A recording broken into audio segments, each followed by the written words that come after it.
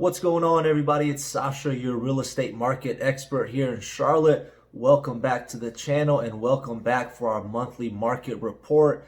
And I'd like to say you're in for a surprise, but let's just wait and you can decide that for yourself if this is something new or something that you've been seeing for the last couple months. But if this is your first time here, I invite you to subscribe to the channel for new monthly market reports every single month. Neighborhood tours, everything Charlotte and some of its surrounding areas has to offer. I'm here to do anything I can to help you in any way that I can. So without further ado, let's get started and let's talk about our monthly market report for the month of August. Also, make sure you keep in mind, even though right now is September, we're going over all the numbers for August because it takes a full month to compile all the numbers and make sure that they're all accurate. So first up, let's get started with new listings. So there was 5,572 new listings in the month of August, which is a 2% decrease from August of 2019.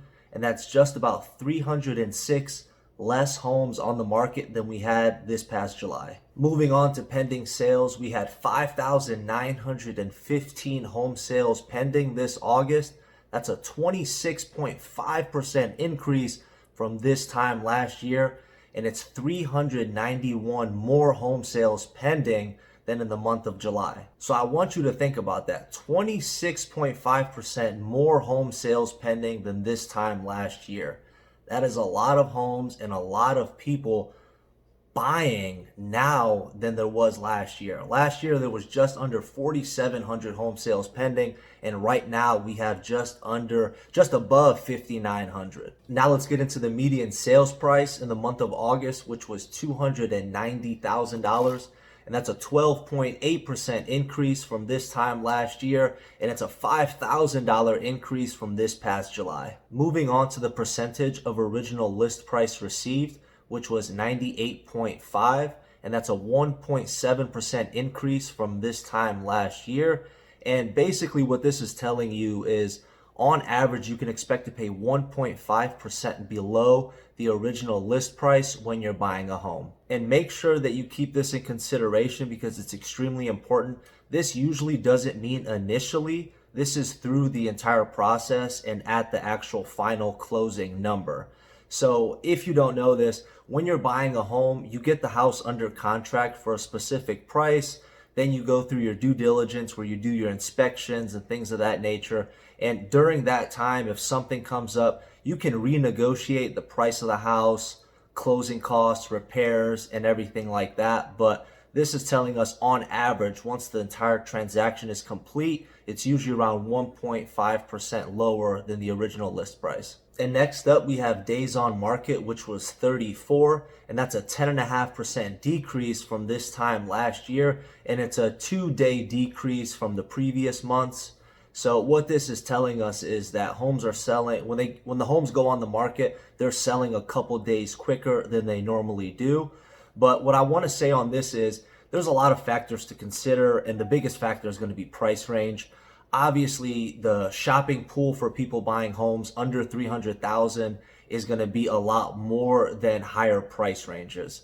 So lower price range homes, they sell quicker. I don't even like saying lower because it's still a lot of money, but the cheaper houses are, the faster they basically sell, and obviously more expensive. But that's not in every circumstance. There's houses, that are 5, 6, 7, 800,000, sometimes even in the millions that sell within a week or two if they are priced correctly. Last but not least is my favorite stat, which is months of inventory. And in my opinion, this is the most important stat because this is where all these other numbers are influenced by.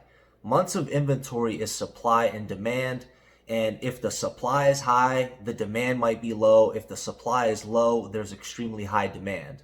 So right now we have 1.2 months of inventory, which is a 53.8% decrease from this time last year.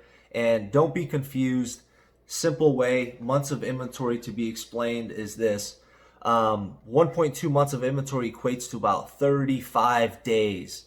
So if nobody in the Charlotte area was to put their house for sale, in roughly 35 days, there will be absolutely zero homes available to purchase. The reason I say this is most important is because this is what drives the numbers. This is why you're seeing these price increases, the less days on market, and the competitive market, because there's just low inventory.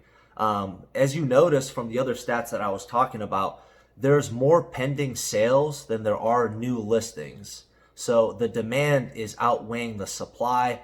And right now we're at an interesting time because right now it's September. We're going into October. Usually November, December, and January, our inventory every single year lowers.